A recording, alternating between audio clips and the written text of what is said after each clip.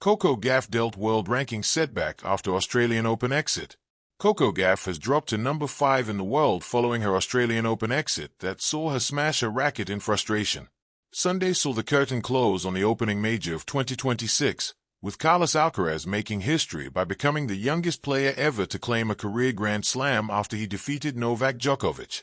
A day prior, Elena Rybakina took down the world number 1, Aryna Sabalenka, to win her second major singles Grand Slam. Gauff, who went into the tournament as the world number 3, was dumped out of the Australian Open at the quarterfinals stage. She was beaten in convincing fashion by Alina Svitolina 6-1, 6-2. Following her defeat, which saw her serving woes continue, the two-time Grand Slam winner was caught on camera taking her frustrations out on her racket in the concourse of the Rod Laver Arena. The 21-year-old smashed her racket off the ground, clearly furious with her performance. The fallout of the Australian Open on the WTA rankings has seen a shift in the top 5. Sabalenka remains world number 1, with Iga Swiatek still number 2 in the world, despite having lost in the quarterfinals to Rybakina.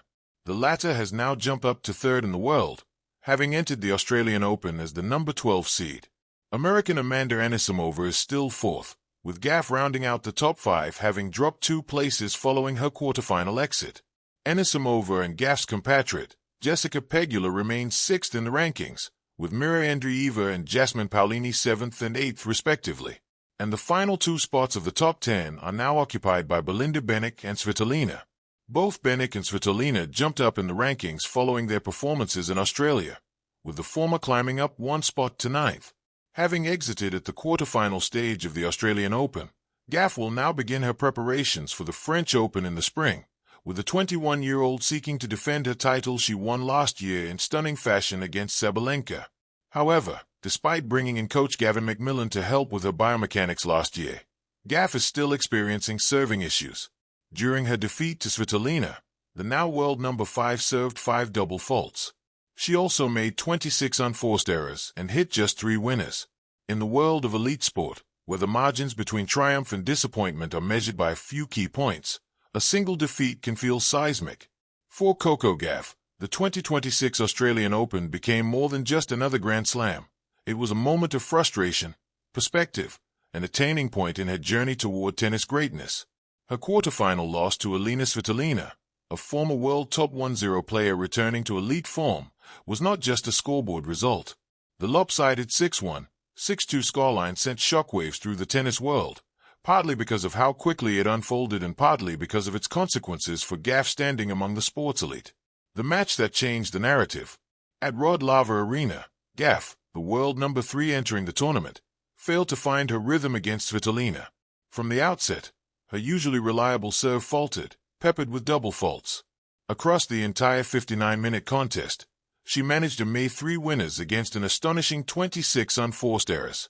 Playing far below her standards, the usually composed 21-year-old appeared lost for answers as her streak of impressive performances abruptly stalled. This was not just another loss. It was a heavy one. And while defeat is always part of sport, it was the manner of this loss that reverberated. Gauff's inner competitive fire was visible. Uncharacteristically, she sought a secluded place away from cameras to vent her frustration by smashing her racket, an emotional release she later said was meant to spare her support team from bearing her frustration. But it wasn't entirely private, sparking debate about athlete boundaries and media presence at major events. A tangible ranking drop, because of the structure of the WTA rankings, where players' points from the previous year must be defended. Gauff's quarterfinal showing was not enough to maintain her position among the very elite. Despite passing through the early rounds with solid wins, the points she accumulated in Melbourne matched her performance from 2025. As a result, she dropped in the WTA rankings, slipping from number 3 to at least number 5 after the Australian Open rollout. It marked the first time in 16 months she sat outside the top 4. This is no minor footnote. In tennis, ranking matters not just as a badge of honor but as a gatekeeper of tournament seedings and expectations. A lower ranking can mean tougher draws, more early tests against other top players, and increased scrutiny. For someone who has been a fixture among the world's best, and a player with 2 Grand Slam titles already to her name, such a shift feels like a setback. But, in truth, it might be much more than that. More than numbers, the emotional reality behind a loss. A world ranking is a number, but it's also a story, one that intertwines athletic performance, psychological resilience, and the relentless nature of professional sport. After the loss, Gauff candidly talked about her performance, saying simply that nothing was working for her that day. She admitted that she lacked answers as Svitolina dictated play, forcing errors and neutralizing her competitive instincts. That raw honesty, to accept when your best just isn't enough, is rare at the highest level. Her frustration was further compounded by the way the moment was portrayed in the media. In a candid post-match exchange, Gauff expressed disappointment that footage of her emotional reaction was broadcast, arguing that athletes needed spaces to process defeat without being treated like objects of entertainment. It became a broader point of conversation about athlete privacy and media expectations, a topic that even saw support from fellow stars like Iga Swiatek. So while the world saw a ranking number change, Gauff was processing something more profound: the emotional toll that elite competition exacts, and how a player's humanity intersects with professional expectations, setting the defeat in perspective. For context, Gauff's career to date has been extraordinary. Since bursting onto the scene as a teenage prodigy, she has consistently pushed boundaries, winning the 2023 US Open, capturing her first French Open title in 2025, and becoming one of the most marketable and influential athletes in the sport. She represents not only tennis prowess but also a new generation of champions who balance power, personality, and purpose. At just 21, she has already accomplished more than many achieve in a lifetime.